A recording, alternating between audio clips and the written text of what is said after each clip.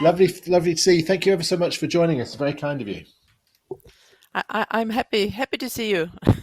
Andrew, I just asked Andrew, have you ever been to Sweden? Sorry, and he was just answering this question. I have not, but Andrew, tell us. I have, but for work. But my father was teaching at the University of Umeå for a while. And I think, if I'm right, and I'm sure you know this, it's the northernmost university in the world. Yeah. And it's inside the Arctic Circle, is that right? Yes, I think so. It's far from here. It's Umeå, but it's far north. Yes, and I'm And far east. So About as okay. far away as you as could be. yeah, yes. So Okay, it's Doug. Well, thank you ever so much. We'll try and not keep you too long, but we always start by asking, where are you from? What do you do? And how long have you been doing it? I am born here in Visby, Gotland, on the island of Gotland in the Baltic Sea.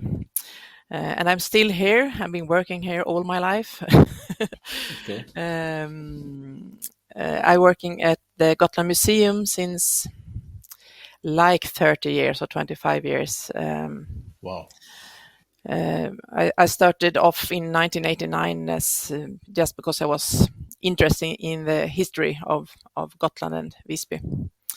But then I had other jobs for 5 years as well. But I got employed in 1997 at At the the museum. museum. Yeah. Okay. But then I'm doing a lot of different things at the museum. I like projects and I like to do new things. So I've done new things, but in the museums work. So you've done lots of many different jobs, really, but all Yeah. within the. So you said you did some other jobs before. What were they? My first job was at a hotel at the service business, but then I worked at the national park of Gotska Sanden. It's a small island north of Gotland in the middle of nowhere, the Wow. most isolated island in the Baltic. Very interesting place to work at, both with the tourists. It's about 3 or 4 thousand tourists coming there, so it's not that many, but also with the national park and the rescuing, the sea rescuing, and yes, you do everything when you're there. Wow. Okay. So were you like Robinson Crusoe on your own, or were you part of like were there other people working there too? There are 3 people working there, so there are 2 all year round, and one in this extra in the summertime. So Wow, that it's a sounds little bit like amazing. a Robin Crusoe Yeah, as well. yeah. So presumably it's important you get on with the other person. Yes, so that's important. And did you? Is yes, most of the time. Good. That sounds like an extraordinary experience on its own. Yeah. Amazing. So why did you come back? Was that enough solitude and you wanted to move back to the mainland, or? Oh, that mostly a summer job. So in the winter times, I worked here at the museum as well, at the art museum, and was doing different kinds of jobs, and was also in the event business at the museum, working as a knight, telling about the armors and Really? so for the events when we were having events for conference people coming to Gotland to make living history with them in the And, early 90s. and Sophia, you said you're working as a knight? Did you wear the armour? Yeah, of course. Was it not really heavy? Yes, it's quite heavy, 20 to 25 kilos. Ooh. But there was early interested to make the chainmail and to make the armors, the copies from the museum. Okay. I imagine wearing chainmail is a great way to, I guess, empathise with some of the history that you research. Yes, and maybe that's why I work at museum. It's because I want to make people interested in history, and a good way to make it is to play and to have fun, and to that's also my personal interest in a society, a medieval society for youth. By then, we were playing medieval times and were having dinners, and we were making armor, so we were fighting and having fun. So that's a good start to get to know the history. Of course. And many of them today work at museums all around Sweden. So Yeah, we, so it's successful then. yeah. Do you think, I was going to be a question I was going to ask, museums around the world seem to have changed quite a lot in the way that they try and make things more engaging, especially for children and young people. Is that something that you've noticed in your museum? Has it changed a lot? Yes, and we are also today obliged to work with children in everything that we do to make them interested in history, but also in the society. So it's very important, and we have a lot of activities and also exhibitions for them. What do they interact with best? So what are they most enthusiastic about? Many things. We have one exhibition here at the museum about seafair. So different kinds from the pirate ships to the today's modern ships, when you can sit by the computer and drive a boat. So to interact. But also in the medieval world, to feel things, to put on things, to if you lift an armor on chainmail, you can feel the weight of it, and you can understand how it can be to be a soldier, Of course. and things like that. Are you familiar with the Jorvik Centre in York? Yes, I've been there, but that was years ago. I was working in England as well. I didn't tell you that. Oh. For 6 months. Then I was at Jorvik. It must be 1994, 95. It was quite new then. Yeah. It was the reason I ask is that level of interactivity, because I remember going, must have been close to when it opened, and they were piping the smells of a Viking. Yeah, but it was really effective. Yeah. I mean, they were unique, right? I mean, some of them are familiar, but it was a really enhanced experience, because you not only got the noises, but you also got to smell what it was like being in a sort of typical, I guess, Viking camp then, right? Yes, and I think it was good then.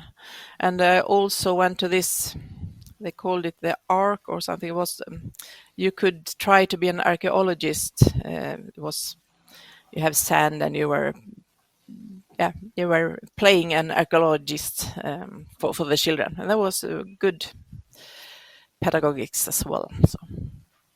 Good.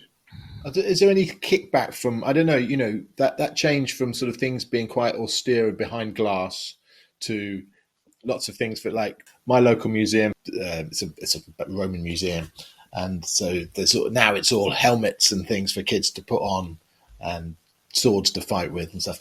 Do you ever get people who sort of don't like that, who want it to be back like the old days of behind glass and not lots of children charging around? Yes and no. I think most of our visitors likes it a lot. But I know there was a resistance from the old curators when we wanted to have armors in the exhibition, because we have the artifacts behind glass and everything, but then we also wanted chainmail that you could feel chainmail and to put on armors. And the old curator said, "Oh, that's just for children. We shouldn't have that. That's not. It's too modern, and it's." Yeah. But today we have it like that. That's good. People have I got prizes for it. So. Okay, all right, excellent. So can you tell us a little bit about Gotland's Museum? Could you walk us through it and how it's sort of organised, and what are the most popular exhibits? We are the County Museum of Gotland. So we have the Archaeological Museum or the History Museum here in Visby, but we also have an art museum. And then we have 3 farms at the countryside, one medieval and one from the 1800th century and one from the 1930s. The most famous, I think, is the picture stones from the Viking Age, because they are unique for Gotland. It's not the rune stones, but it's picture stones. And the stories on those stones is the same that are told in the Icelandic sagas. Okay. Oh, really? Yeah. Can you tell us a bit more about them? Sorry. I was going to say, so is there then a direct, explicit link between the Icelandic people and the Gotland people? Well, they were the same people and they had the same gods, and they were traveling a lot. So it's like the same sagas, but they were not directly connected to each other. And the Gotlandic people living on the Viking Age, who said they were not Vikings in that spell, but they were merchants going down to the east by the rivers, down to the Black Sea and down to the Mediterranean area, and they were getting a lot of treasures from the east. And the Vikings in Norway went to the west and conquered the Britain and so on. But the Gotlandic were mostly going to the east, and that's why we have the picture stones, because they are telling stories about those people, about themselves. So the picture are also pictures of themselves, how they wanted to be seen. I think that's very interesting. Sofia, yeah. Sorry, I was going to ask. So with that exploration to the east, did they come into contact with Genghis Khan and the Mongols? Yes, most likely. And most of the coins that we have, we also have the silver hoards here on Gotland, and all the coins is coming from all the eastern parts of Asia. So yes, they had contact, and maybe not directly, but they had contact. Wow. So that's a second thing, because the picture stones, I think, is the most famous, but also the silver hoards. We still got silver hoards finds every year in the Gotlandic soil. So In the countryside, you still find a lot of silver. yeah. And everyone's out in the weekend with a metal detector. It's not allowed. Oh, really?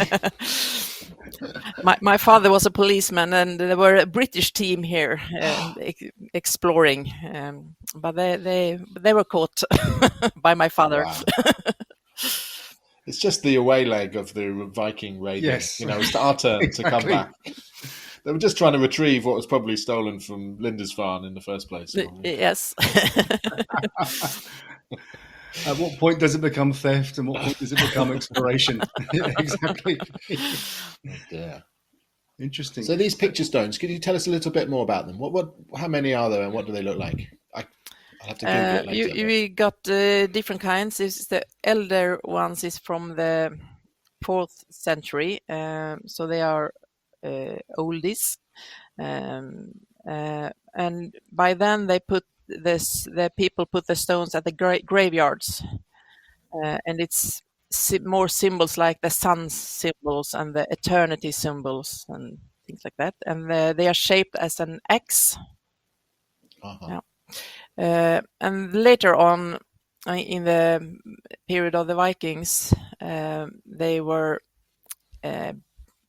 most of them are bigger, and they are shaped like a keyhole or a phallus. It depends on who you ask. But by then they put the stones at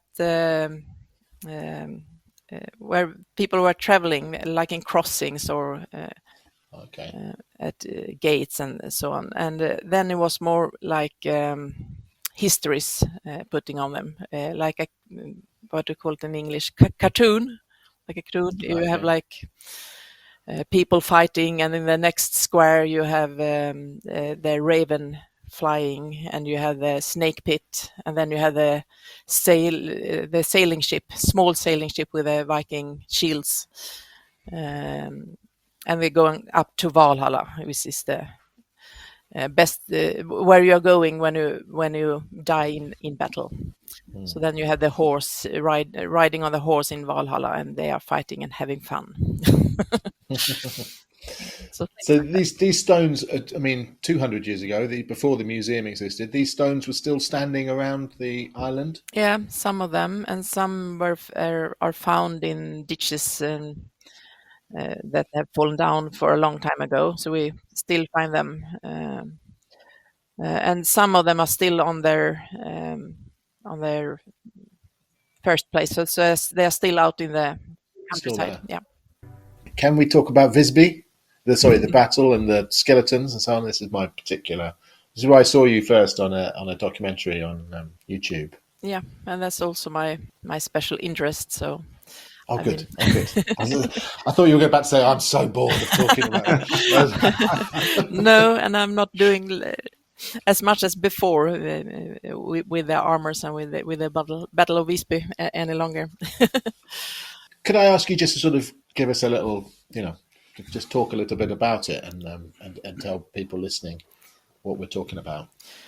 Yes, the Battle of Visby is the most famous battle in Sweden, I should say, and we was fought in 1361 when the Danish king Valdemar Atterdag invaded the island. He started off down in the south of Sweden and took Skåne, Blekinge, and then the island of Öland, and then he took Gotland. And the Gotlandic people resisted and fought back. So they formed an army of about 2,000 men on Gotland, mostly farmers, but they want to protect their island. And they first tried to stop the invaders down in the southern part of Gotland. But they couldn't do that, so there was a small battle in Mesterby first. But they saw that they couldn't defeat this professional army coming. So they went to Visby, which was a town with a city wall, and hoped for protection and to help from the town of Visby, because this was the farmers. But they didn't get the help. So when Valdemar Atterdag and the Danish army came to the city walls of Visby, this army of farmers were standing just outside the wall on flat ground. And they were not trained at all in fighting. They stand there and they really wanted to protect their island anyway. So there was a kind of slaughter, and most of them died that day. And after the battle, the gates were opened from Visby, and the town had already made an agreement with the Danish king. So they paid a tax, and they could go on with their affairs when the Danish king left Gotland weeks later. And the special thing about the battle was that all those 1,800 farmers that died this day were buried just outside the wall in a mass grave at the convent of Solberga Kloster. And in the 1920s, those mass graves were excavated. And then they found armors, and there was a word news, because normally you don't find medieval armor in the graves. But here they found 25 different kinds of plate armor and 250 chainmail coifs. Yeah. And one shirt as well. Oh. So it's a very archaeological big interest. Yeah. I imagine it's almost overwhelming. Is it that number? I mean, you would expect if you're an archaeologist and imagine you found a grave with 2 skeletons in it, with forensically important, marks on their bone or whatever, and some armour, that would be that would be several years' work probably, I imagine, Yeah. just focusing. So how do you possibly deal with 1800? Have they all been examined and catalogued? No, one of the or two of the mass graves is not excavated. One is destroyed, and the other one is still there. So we don't have all of them, but it's an interesting material for the osteologists to have material from so many men dying the same day Yeah, with different ages, and you can look at how their working life had been like with diseases and things like that. So it's interesting in the human way yeah, to see into 1361 what was the life like at Gotland by then. And Sophia, what were the main things that you learned? You mentioned obviously the working life of 1361. What did you notice from all of that? I guess that wealth of information that you retrieved from that site. I mean, diet. I guess what kind of diseases did they have? They were hard-working farmers. You can see that on the skeletons, on the bones, that they have been working hard. But you can also see some diseases, and like if you had broken your leg before, you could see how they could try to fix it again or not. And you could also see backbones. I'm not so good at this is in English, but you can look at the backbone, Spine. the spine, to see what that it was really hardworking. But it's still a lot of research on this. It's just done a small part of it still. I would assume, and this might be my ignorance, that agriculture in that far north is difficult, right? Especially in 1361. Yes, it was quite good during the Viking Age and then in the beginning of the medieval times, but then it was harder because it went colder in the beginning of the 13th century. So then it was famine because of the cold, and also were the harder times in business.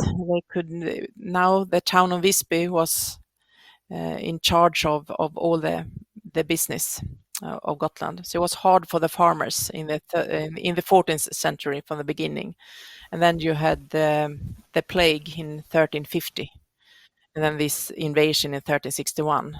So it was was going down, and after 1361, it was really hard life on. It sounds like being in Britain today. Yes. Then it was hard because then the pirates came in the 15th century and sitting in the castle, robbing everyone. And where did they come from? It was Baltic pirates. It was Swedes and there were Germans, and you have all those fleets doing some for their own work, but others for others that they were like. Because when you are paid of someone else to make robbery, you could be paid by the crown or the king or the queen to. yeah. A lot of our naval heroes in the UK are considered pirates in Spain, for example. Yes, it was the same in the Baltic. So it's one story when the king of Sweden he sent a fleet to Visby and to Gotland to conquer the pirates sitting here on the castle. And after a few months, the king asked, "How is it? How are you doing?" "Yeah, I'm fine. I'm fine." Then he was feasting with the conqueror on Gotland and having parties there all the time, and they were friends. So and got paid from the king. So yeah, perfect. Best of both worlds. Yeah. So going back to the skeletons, sorry, I could talk for 10 hours just about these. I just find it fascinating. Could you tell us 2 or 3 particularly interesting things that were found about them? Either things they found with the graves or things they found from the bones? The most interesting, I think, is the armors. It's so special, and also why did they put the armors in the graves? Yeah. There are different theories about that, and there are also some people saying that it was the Danish armors that were buried. But I don't think so. I think these are old armors, maybe made for there was a civil war on Gotland in 1288. And by then it was quite rich. The farmers were quite rich still. And maybe they made armors by then for the civil war. And now they were reusing those old armors for this battle in 1361. So I think it was old armors, like 100 years old, and you can see that on the chainmails because they had the shape of a square. They're square shape, so it's a older type of chainmail than the Danish army was using in 1361. So I think it's interesting that you could look into those armors, and because then you can also go back in time in 1288, and you have one of the armors is a lamellar armor. It's a more like Viking age or at least 1200 century, so it's even older. So maybe that was old in 1288, and then was reused in 1360. Yeah. It would be like someone going to war now with a World War II or even World War One rifle and helmet, right? Yeah. Fascinating. My understanding from the documentary I watched with you is that two strange things. It's very unusual or unique for them to be found buried with their armour. But there were no helmets found. No helmets. So it suggests that no weapons. That maybe because they were easy, you could easily take away the weapons and the helmets, but getting the mail off would be difficult or something. So what's the thinking? What are the theories about that? That it was just too old to be bothered with? It was all no value in it, but maybe there was in the helmets and the swords? Yes, and they were easy, and you could also reuse a helmet to do other iron things. So I think it's because they were old, but also maybe rusty and in a bad shape. But then it was also warm, and if the armor is on a body after 2 or 3 days in summer heat, it's not easy and not fun to take it off, and you don't want to reuse it.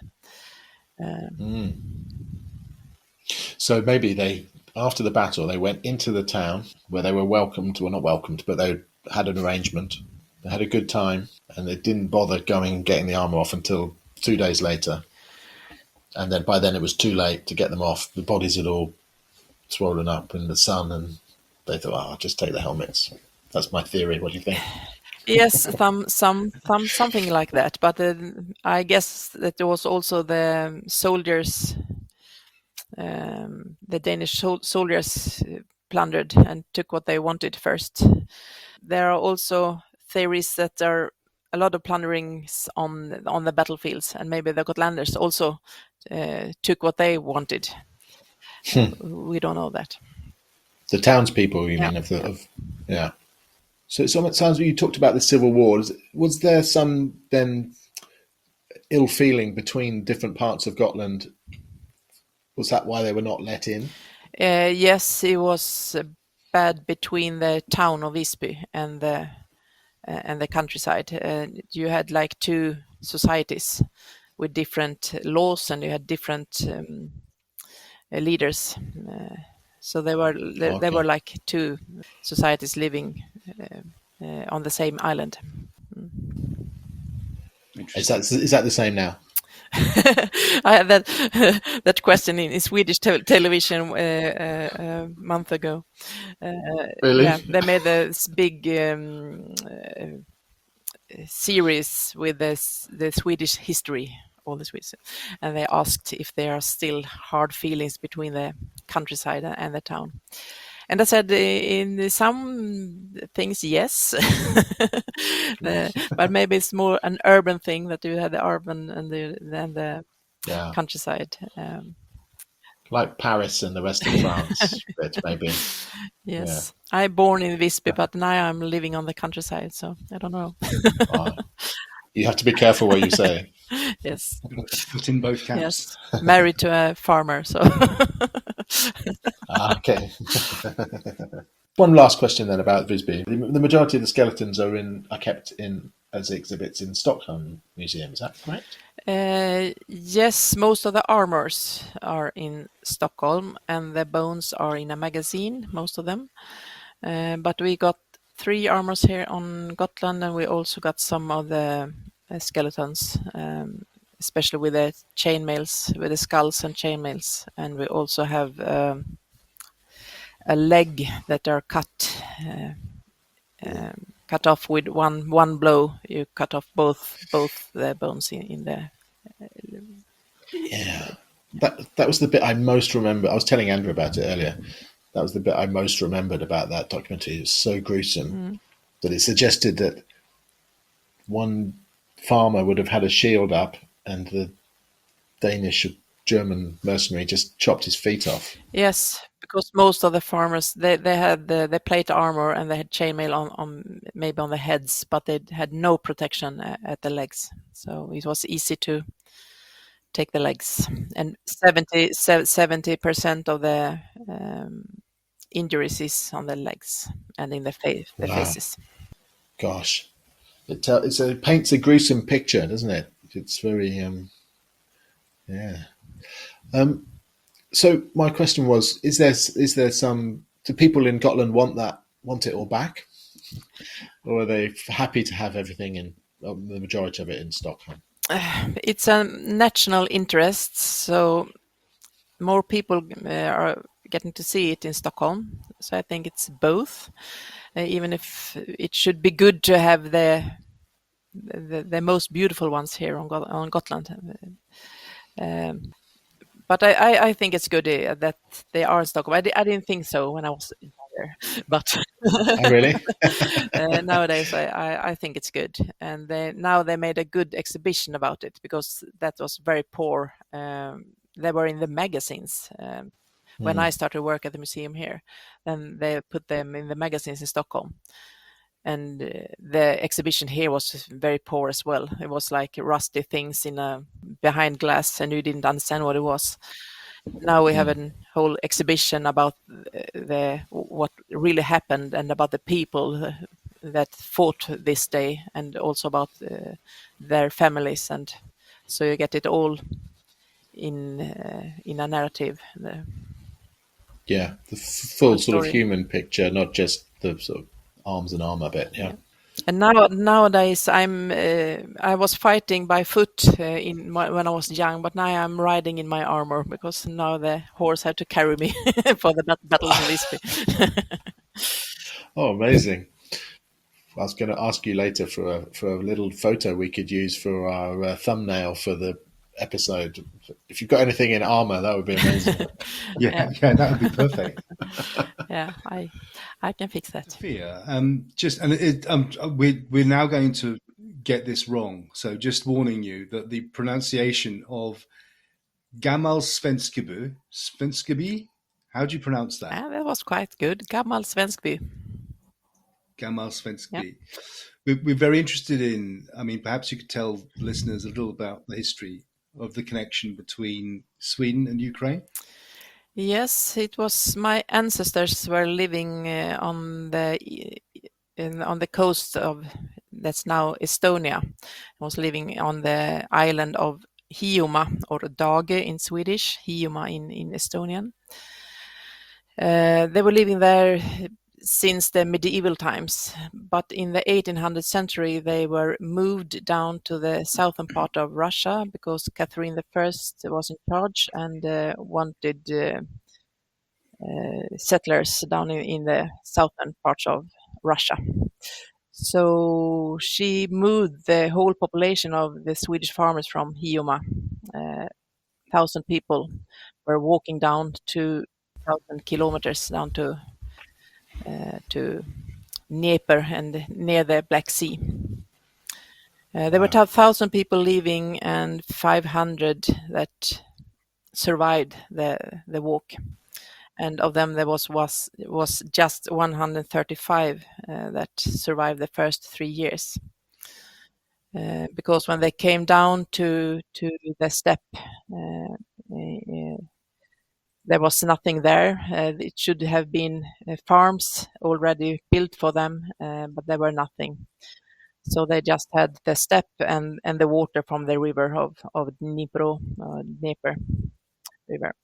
So they had to start and to found this Swedish village from their own hands in 1782.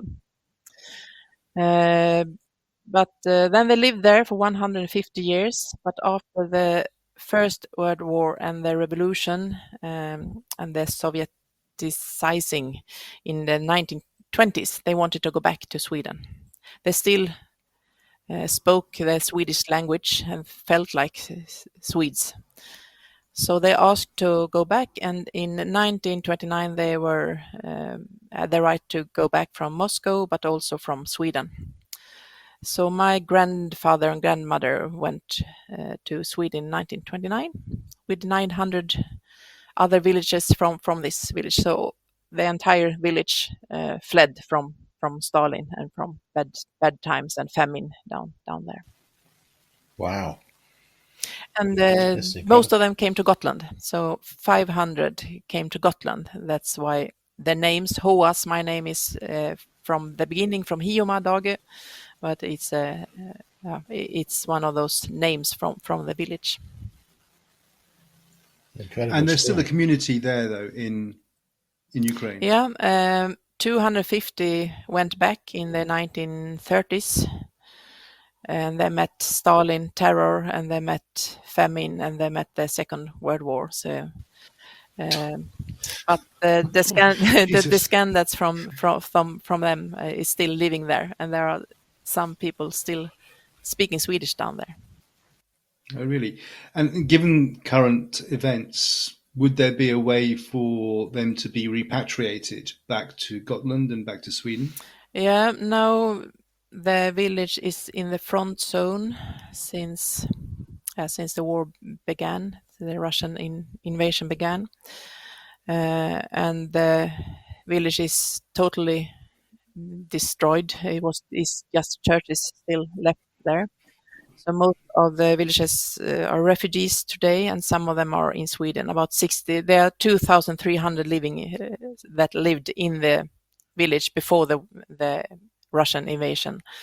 Now it's just 100 left, and most of them have fled in internal in Ukraine, but about 60 are in Sweden for the moment, and we have about 20 here on Gotland.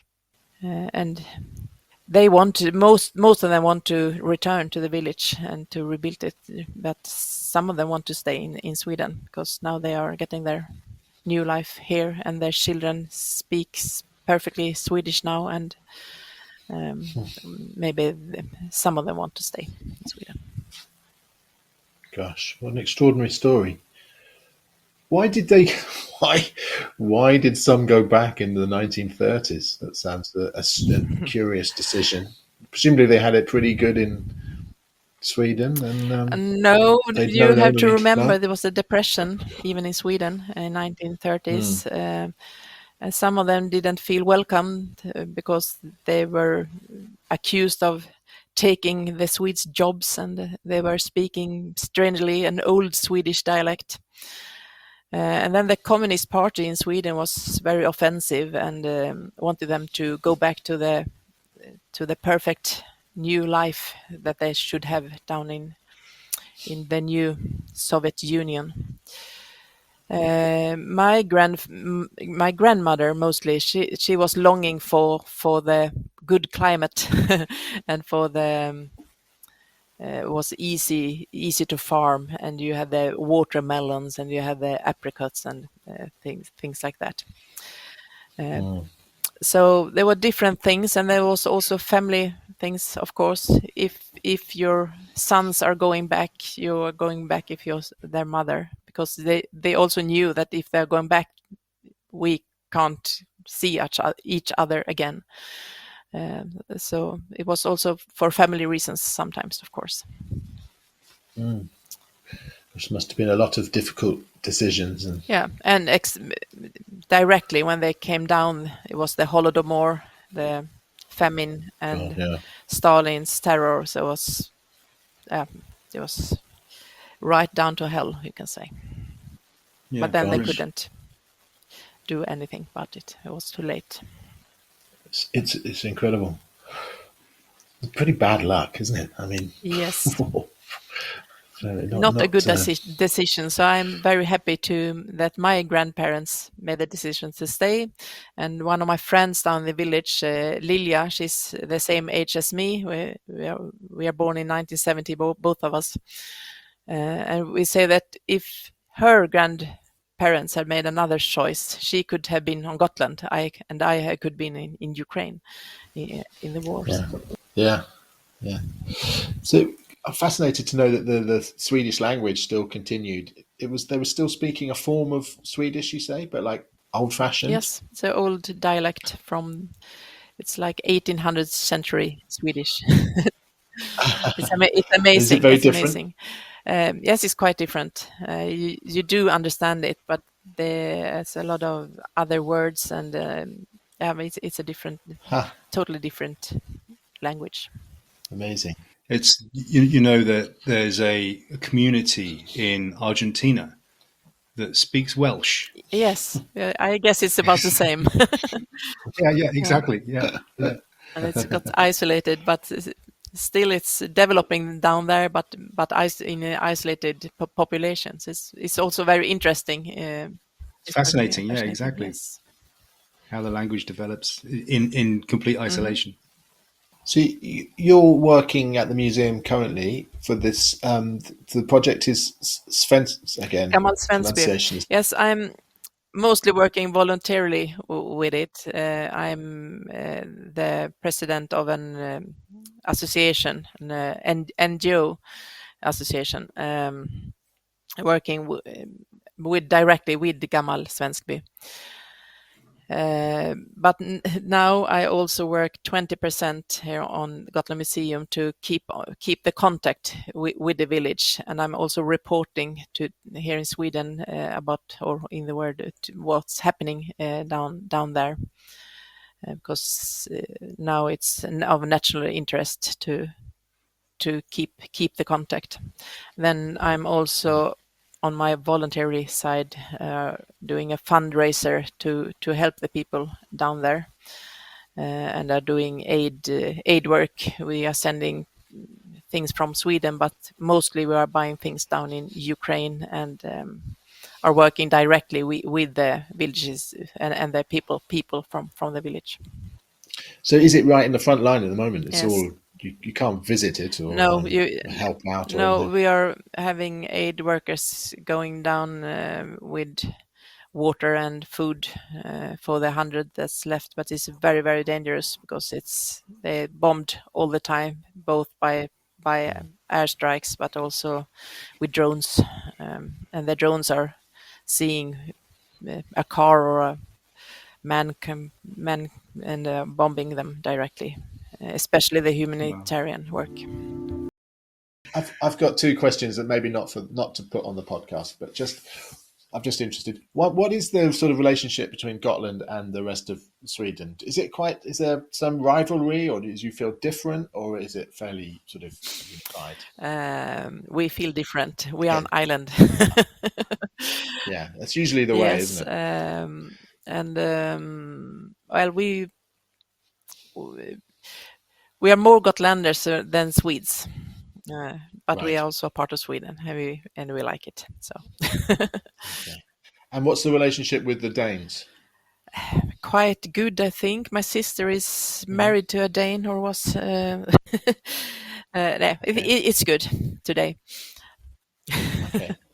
But Gotland was Danish for first. It was self-independent, then was Danish for nearly 300 years, and now it's Swedish since 1645. It's Swedish, so it's about the same time. It has been Swedish and Danish, but we spoke Swedish all the time. So Okay. Okay. Thank you ever so much, Sophia. Bales, have you got more questions? No, that's it really. I think I'd just like to say thank you, Sophia. It was such an interesting conversation. As obviously British people, we tend to be sort of blissfully ignorant of other people's history. So it's always fascinating to hear a bit more. Good. Yeah, amazing. You have an amazing history in Britain as well. So Thanks ever so much, Sophia. Really nice talking to you. Thanks, Martin and Good Andrew. luck. Take care.